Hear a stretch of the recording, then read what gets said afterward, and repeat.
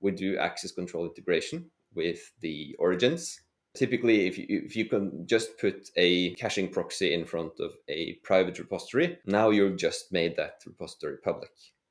You need an integration between your cache and your origin in order to maintain that access control. And there's a hidden danger behind that, because one could say, oh, we'll respect access controls. And that means for every single user, you have a separate cache. Mm.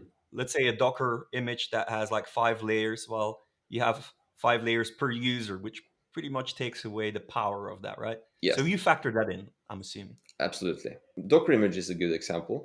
Essentially, what we'll do is when we detect that the incoming request is coming from a Docker client, we will go ahead and ask the origin whether or not that client, with its authorization, has access to that image. And the origin, if the origin says no, that client does not have access, then we'll go ahead and deny them access, just like if they were to pull it directly from the artifact repository itself. But if they do, we will actually remember that. And all the subsequent operations to pull each of those layers for that Docker image, that will be pulled from the shared Docker cache. We cache each layer across images, and we make sure that each and every client is authorized before they get any of those images. So really, we what we've done is we've implemented a seamless access control integration, zero configuration required. You don't need to point Varnish at any of your access control software. Varnish doesn't need to know about that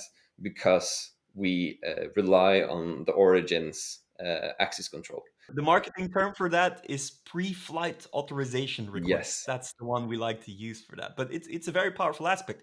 And you've mentioned this really interesting detail about the Docker images. So one could say on an artifact level, yes, we store the shared artifacts so that everyone can use them who has access, and we enforce access control.